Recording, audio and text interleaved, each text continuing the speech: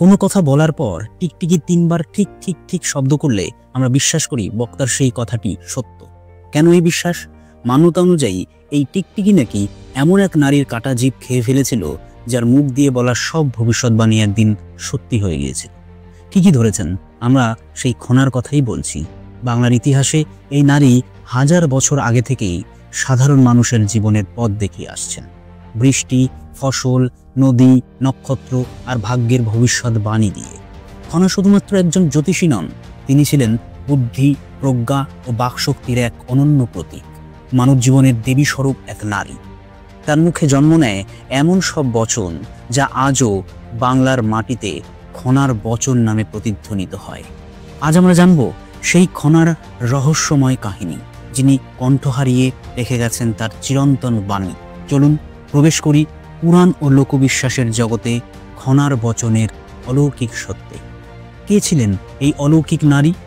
খনার জন্মবৃত্তান্ত সম্বন্ধে প্রচলিত গল্প থেকে জানা যায় যে একসময় রাক্ষস ময়দানব লঙ্কাদ্বীপের রাজা ছিলেন, আর খনা তারই কন্যা। কালক্রমে ময়দানবের শত্রুপক্ষীয় রাক্ষসেরা ময়দানবকে সবংশে ধ্বংস করে দিতে চাইছেন। শুধুমাত্র খনার প্রতি স্নেহপরবশ হয়ে তাকে বাঁচিয়ে রাখে, আর তার মধ্যে তীক্ষ্ণ বুদ্ধি দেখে তাকে জ্যোতিষশাস্ত্র শেখাতে আরম্ভ করে। খনাও কালে কালে জ্যোতিষবিদ্যায় অত্যন্ত পারদর্শী হয়ে ওঠে। এই সময় মালাবারের চুম্বি গ্রামের অধিবাসী এবং মহারাজ বিক্রমাদিত্যের রাজসভার সভাপণ্ডিত জ্যোতির্বিদ বরাহের একটি পুত্র সন্তান জন্মায় এবং বরাহ তার নামকরণ করেন মিহির। জন্মবার অল্প সময়ের মধ্যেই বরাহ মিহিরের আয়ু গণনা করেন, কিন্তু গণনায় তার ভুল হয়, আর মিহিরের আয়ু মাত্র 1 বছর বলে তিনি জানতে পারেন। এই অবস্থায় তাকে যাতে সচক্ষে মিহিরের অকাল মৃত্যু দেখতে না হয়, সেজন্য তাকে একটি তামার পাত্রের মধ্যে রেখে পাত্রটি সমুদ্রের জলে ভাসিয়ে দেন বরাহ মিহির। দৈবযোগে সেই তামার পাত্রটি ভাসতে ভাসতে একসময় লঙ্কা দ্বীপের সমুদ্র তীরের কাছে গিয়ে পৌঁছয়। সেই সময় খনা তার রাক্ষসী সহচরীদের সঙ্গে সমুদ্রে স্নান করছিল। সে ওই তামার পাত্রের মধ্যে ওই সুন্দর শিশুটিকে দেখতে পায় এবং তাকে জল থেকে তুলে নেয়। সঙ্গে সঙ্গে খনা সেই শিশুটির আয়ু গণনা করে দেখে যে তার আয়ু 100 বছর। বাড়ি গিয়ে খনা শিশুটিকে রাক্ষসদের হাতে সমর্পণ করে। রাক্ষসেরা তাকেও লালন পালন করতে থাকে খনার সঙ্গে, তাকেও জ্যোতিষবিদ্যা শেখায়। কিছুদিন পরে মিহির উপযুক্ত পাত্র হিসেবে বিবেচিত হয়ে খনার সঙ্গে রাক্ষসেরা তার বিবাহ দিয়ে দেয়। এইভাবেই মিহির রাক্ষসদের মধ্যে প্রতিপালিত হতে থাকে এবং সেও জ্যোতিষবিদ্যায় অসাধারণ জ্ঞানের অধিকারী হয়ে ওঠে।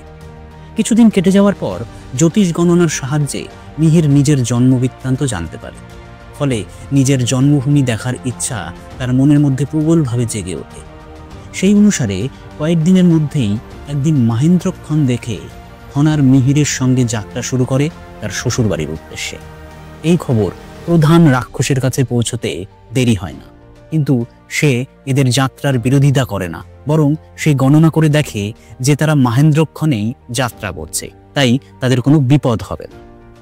সে তার রাক্ষস ভূতের হাতে ভূতত্ত্ব, ক্ষতত্ত্ব এবং পাতাল তত্ত্ব সম্বন্ধে 3খানা মূল্যবান গ্রন্থ দিয়ে বলল যে ওদের সমুদ্রের ওপারে রেখে এসো, আর মিহিরকে একটি প্রশ্ন করো।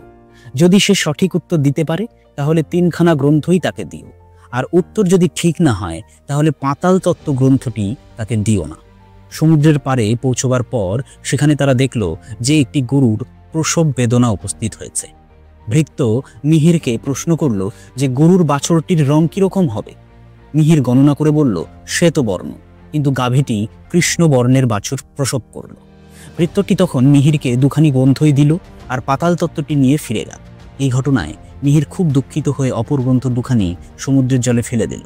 কিন্তু খনা গণনা করে বলল যে তোমার গণনাই ঠিক, বাছুর শ্বেত বর্ণেরই হবে। অল্পক্ষণের মধ্যেই গরুটি তার জিভ দিয়ে চেটে বাছুরটির দেহ পরিষ্কার করে দিল, আর দেখা গেল সে যথার্থই বাছুরটির শ্বেত বর্ণের। খনা তখনই গ্রন্থ 2টি জল থেকে তুলে আনবার জন্য মিহিরকে অনুরোধ করল। মিহির গ্রন্থ 2টি তুলে আনলো বটে, তবে তার কিছু অংশ সমুদ্রে ভেসে যাওয়ায় সেগুলি আর উদ্ধার করা গেল। এরপরেই তারা বরাহের কাছে গিয়ে উপস্থিত হলো, আর মিহির নিজের পরিচয় দিল, কিন্তু বরাহ তাদের কথায় বিশ্বাস করলেন না। তিনি আবার গণনা করলেন এবং সেই গণনায় আবারও ওই 1 বছর আয়ই দেখতে পেলেন। এরপর খনা তখন বললেন, কিসের তিথি কিসের বার, নক্ষত্র জন্ম করো সার, কি করো শ্বশুর মতিহীন, পলকে জীবন 12 দিন। খনার এই গণনা দেখে বরাহ আপন ভুল বুঝতে পারলেন এবং খনা ও মিহিরকে ঘরে তুলে নিলেন। মিহিরও অল্প দিনের মধ্যে রাজা বিক্রমাদিত্যের সভায় জ্যোতির্বিদ হিসাবে বেশ সুনাম অর্জন করেছে। এরই মধ্যে একদিন রাজা বিক্রমাদিত্য নিজের সভাপণ্ডিত বরাহকে প্রশ্ন করলেন যে, আকাশে কত তারা আছে পণ্ডিত? বরাহ এর উত্তর দিতে অসমর্থ হলেন এবং পুত্রবধূ খনাকে জিজ্ঞাসা করলেন। খনা গণনা করে আকাশের নক্ষত্রের অসংখ্য সংখ্যা, সঠিক সংখ্যা তিনি বলে দিলেন। রাজা বিক্রমাদিত্য খনার এই গণনার কথা শুনে খুবই সন্তুষ্ট হলেন আর খনাকে রাজ্যসভায় আনবার জন্য বরাহকে আদেশ করলেন। কিন্তু বরাহ আর খনা দুজনেরই রাজসভায় যাওয়ায় আপত্তি থাকায় সেই থেকে নিষ্কৃতি পাওয়ার জন্য খনা নিজের জিভ কেটে ফেললেন এবং আত্মহত্যা করলেন। খনা ও মিহিরের এই জীবন অনেক জায়গায় অসঙ্গত, অবাস্তব বলেই আমাদের মনে হয়েছে, কিন্তু কোনো সঠিক জীবনী না পাওয়ার জন্য অগত্যা এই কাহিনীকে বিশ্বাস করা ছাড়া আমাদের উপায় থাকে না। খনা তার প্রতিবার বলে এমন কিছু ভবিষ্যৎবাণী আমাদের জন্য রেখে গেছেন যা আজও আমাদের অবাক করে। চলুন আমরা একে একে সেই ভবিষ্যৎবাণীগুলি দেখে নিই, যা আমাদের দৈনন্দিন জীবনে আমরা সবসময়ই ব্যবহার করি।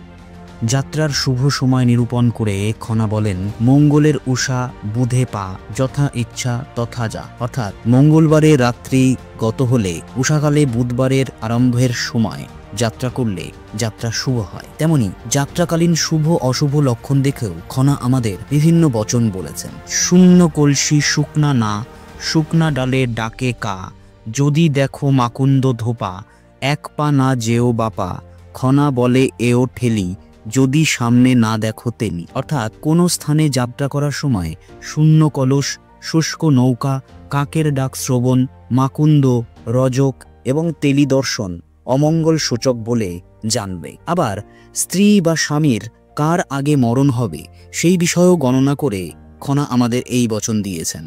অক্ষর দ্বিগুণ চৌগুণ মাত্রা, 3 দিয়ে হরে আন, একে শূন্য মরে পতি, নামে নামে করি সমতা, তাহে মরা বাঁচা যান, 2 রহিলে মরে যুবতী। অর্থাৎ স্বামী স্ত্রীর নামের অক্ষরগুলির সংখ্যাকে দ্বিগুণ করে যে কয়টি মাত্রা তার মধ্যে থাকবে তার সংখ্যাকে 4 গুণ করতে হবে। পরে 3 দিয়ে ওই চতুর্গুণ সংখ্যাকে ভাগ করতে হবে। এর ভাগশেষ যদি 1 অথবা 0 থাকে তাহলে বুঝতে হবে স্বামীর মৃত্যু আগে হবে, এবং ভাগশেষ যদি 2 থাকে তাহলে নিঃসন্দেহে স্ত্রীর মৃত্যু ঘটবে। পরমায়ু গণনা। পরমায়ু গণনার ক্ষেত্রেও খনা আমাদের জানান, কিসের তিথি কিসের বার, জন্ম নক্ষত্র করসার, কি করো শ্বশুর মতিহীন, পলকে আয়ু 12 দিন। অর্থাৎ সন্তান যে নক্ষত্রে ভূমিষ্ঠ হবে তখন থেকে সেই নক্ষত্রের পরিমাণ যা অবশিষ্ট থাকবে সেটি 12 দিন হিসাব করে তার প্রতি পল ধরে মাস বা বৎসর যত হবে শিশু ততদিন পর্যন্ত জীবিত থাকবে। এরকম আরও অসংখ্য ভবিষ্যৎবাণী রয়েছে খনার, যা আমরা বিস্তারিতভাবে পরের ভিডিওগুলিতে আলোচনা করব আপনাদের সঙ্গে। বাংলার প্রাচীন জ্ঞানের এক উজ্জ্বল নক্ষত্র খনার জন্মরহস্য যতই ইতিহাসে ধোঁয়াশায় ঢাকা থাকুক, তার জ্ঞান আজও বাংলার মাটিতে জীবন্ত।